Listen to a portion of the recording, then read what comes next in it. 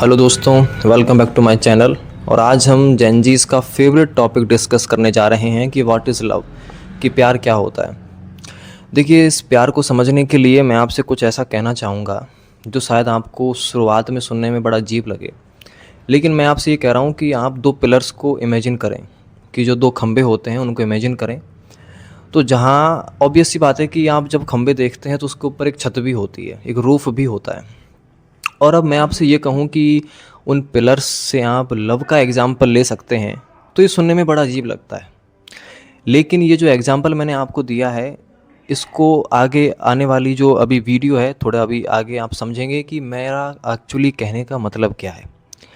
तो अभी मैं आपको ये बता रहा हूँ कि आप ना इस एग्ज़ाम्पल से लव को समझ सकते हैं। तो ये जो विचार है वो मेरा विचार नहीं है।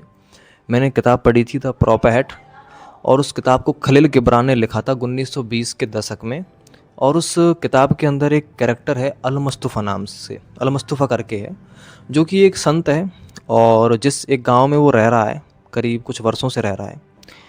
तो जब गांव को छोड़ने की बारी आती है तो बहुत से गाँव वाले इकट्ठे हो जाते हैं, क्योंकि वो बहुत ही वेल इंटेलेक्चुअल इंसान होता है। तो सब गाँव वाले इकट्ठे हो जाते हैं, सैनिक इकट्ठा हो जाता है, इवन वहाँ का जो शासक होता है वो भी इकट्ठा हो जाता है। और उसके विद्यार्थी इकट्ठा हो जाते हैं, टीचर्स इकट्ठा हो जाते हैं। तो अल मुस्तफ़ा को लेने के लिए समुद्र से एक सिप आ रहा होता है। आप एक व्यू इमेजिन करें कि वो कितना वेल इंटेलेक्चुअल इंसान होगा कि उसके चक्कर में पूरे के पूरे गांव वाले इकट्ठा हो गए, हर क्षेत्र से लोग इकट्ठा हो गए। तो जो लोग उसके सामने सवाल करने लग जाते हैं, कोई अपना सवाल कर रहा है तो एक सवाल उसके सामने आता है कि व्हाट इज़ लव। तो यहाँ से ही इसका उत्तर आपको मिलेगा कि व्हाट इज़ लव। तो खलील गिब्रान के सामने जब ये सवाल आया था तो उनके लिए इस सवाल का जवाब देना इतना मुश्किल नहीं था।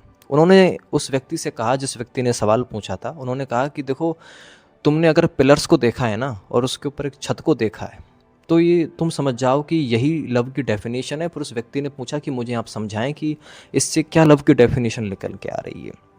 अल मुस्तफ़ा ने कहा कि बहुत ही ऑब्वियस सी बात है, जब पिलर्स हैं, अगर वो पिलर्स के बीच में जो डिस्टेंस है वो सही है, अगर वो पिलर्स नज़दीक आ गए ना तो जो छत है वो गिर जाएगी।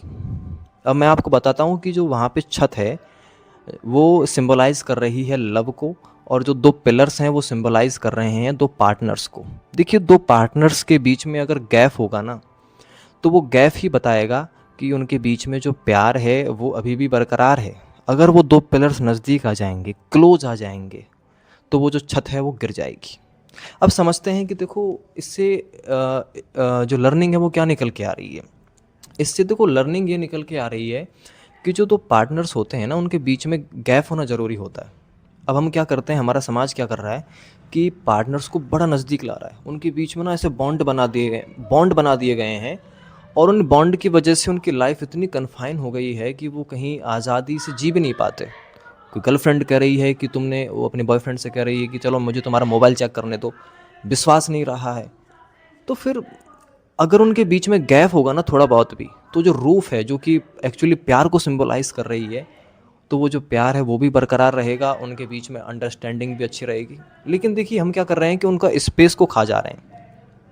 तो अल मुस्तफ़ा उस व्यक्ति से कहते हैं कि अगर प्यार को बरकरार रखना है तो दो पिलर्स को, उनके बीच में गैप होना ज़रूरी है। तो अल मुस्तफ़ा ने ये कहा था कि let your togetherness be a space in which the winds of heaven dance, कि अपने नज़दीकी संबंधों में थोड़ा सा दूरी बना के रखें, हेवन की जो हवाएं हैं, जो स्वर्ग की हवाएं हैं, उससे गुजर पाएँ। नहीं तो देखो, दो पिलर्स नज़दीक आ जाएंगे ना, तो उनके बीच में से हवा नहीं गुजर पाएगी, और हवा यहाँ जीवन को सिंबलाइज कर रही है। इसीलिए देखो, जेनजीस, खासकर ये जो चैनल है वो जेनजीस के लिए बनाया गया है। अब मैं इतना भी मेरा चैनल नहीं चल रहा है, लेकिन मैं आपको ये बता रहा हूँ कि जो चैनल है वो जेनजीस के लिए बनाया गया है। और जेनजीस को कैसे कुछ ट्रैप से बाहर निकाला जाए जहाँ पे वो फंसे हुए हैं, तो इस उसके हिसाब से ये जो चैनल है वो मैंने बनाया है। ठीक है, तो अब देखो, मैं आपको एक और अंडरस्टैंडिंग बताता हूँ कि लव जो है वो जो लव जो है उसकी जो डेफिनेशन है, वो जो अल मुस्तफ़ा ने बताई थी वो अच्छी है।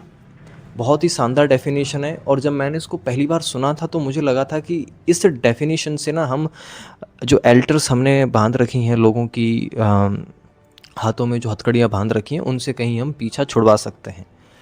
अब देखो, एक किताब और लिखी गई थी on the conversations of love में। तो on the conversations of love में एक राइटर हैं, उन्होंने भी एक कोट कहा था उस किताब में से। उस किताब में से एक कोट कहा था कि देखो, ये ज़रूर पॉसिबल हो सकता है कि एक ही जड़ से दो पेड़ निकले हुए हों, लेकिन वो जो दो पेड़ हैं उनकी जो डालियां हैं वो आज़ाद, अपने आप में आज़ाद हैं। वो अपने आप में आज़ाद हैं, वो जहाँ भी जाएं वहाँ जा सकती हैं, उनके लिए कोई भी पाबंदी, कोई भी रेस्ट्रिक्शन नहीं है। ठीक उसी प्रकार अलमस्तफ़ा ने यह कहा था कि उन दो पिलर्स के बीच में गैप होना चाहिए। यानी कि जैसे मैं आपसे कहूँ कि चलो सोहन है और एक मोनिका है, एक पिलर तो सोहन है और एक पिलर मोनिका है।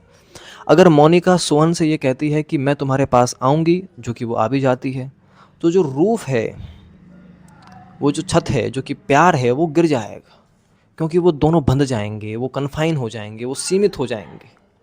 इसलिए जो हवा है वो गुजर नहीं पाएगी और उनकी जो नींव है वो ढह जाएगी, और जो प्यार है जो बरकरार रह सकता था वो अब नहीं रहेगा। देखिए, जो भी आप इस वीडियो से समझे हैं, देखिए हर किसी के समझने का स्तर ऊपर नीचे हो सकता है, लेकिन जो भी आप इस वीडियो से समझे हैं और जो भी आपको थोड़ा समझने को मिला है, मैं उम्मीद करता हूँ कि कुछ ना थोड़ी सी भी अंडरस्टैंडिंग प्यार को लेके आपके अंदर बरकरार रहेगी और आप थोड़ा प्यार को समझने के लिए तैयार रहेंगे और बेटर अंडरस्टैंडिंग आप लेंगे। तो अगर आपको हमारी वीडियो अच्छी लगी है तो आप लाइक कर सकते हैं, सब्सक्राइब कर सकते हैं चैनल को और कमेंट कर सकते हैं। कुछ कमेंट आप करिए और मैं उसका रिप्लाई आपको देने की पूरी कोशिश करूँगा। तब तक के लिए अपना ख्याल रखें। बाय।